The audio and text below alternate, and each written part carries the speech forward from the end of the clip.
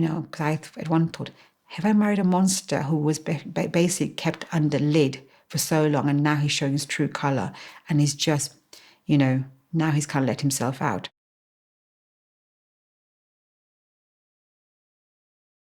I met my husband when I was 19 in India. I went on a holiday, like you would go to Ibiza. So naive. I was not thinking of marriage or falling in love. And then my husband comes along. To cut a long story short, I fell in love with him pretty much straight away.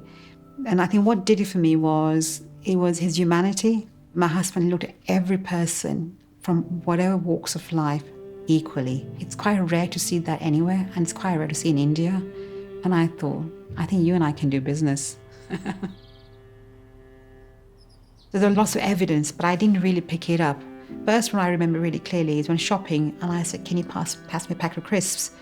And he struggled that. He goes, what's crisps? And then when I asked him to pass me a lemon, he wouldn't know what a lemon is. He wouldn't know what an onion is. But because my husband's 10 years older than me, I just thought, he's older, and I'm quite patient. So I just thought, maybe he's getting old or something. And then his behaviour got a bit more dramatic. He became more paranoid, and he kind of started changing. When his mother was ill, he didn't want to see her. She lived in India, she had cancer. I said, we're going to India. He goes, I can't possibly go to India because I've got a job. I can't come. Then I thought he would never do that. He loved his mum very much. And I said, this is not like him. So I took him to doctors, and then they diagnosed at UCL and said, okay, he's got FTD, which stands for frontotemporale dementia. I guess in layman's terms, his prefrontal cortex is affected. So it affects quite a lot of things, of functions that we take for granted, such as planning, making decisions, judgment, personality.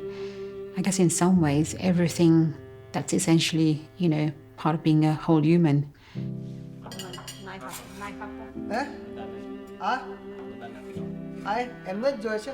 In one way, it was a relief to know that it wasn't my husband behaving the way he was behaving recently. Because I at one point, have I married a monster who just kind of kept me in the life for the last 25 years, and now he's showing true colours? And when he had the disease, I thought, okay, now I understand.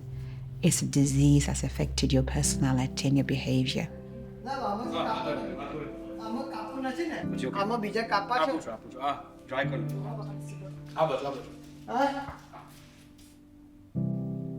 Because your personality goes, your judgment goes. So the man I kind of married, and my best friend, the deep friendship you had, that's gone. With FTD, there is no cure.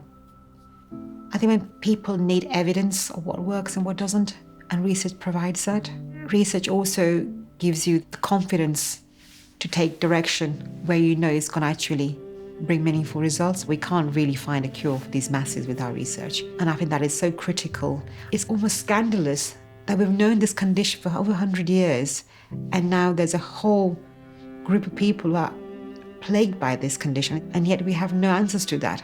I find that astonishing, and that's why we need to rally around and collaborate with researchers, scientists, and come together and fight this. That's what keeps me going. Yeah, and it's quite a joyful journey. The joy comes from hope, and also not buying into the disease. That was my husband, and that is still him, even with FTD. The condition robs you of so many things.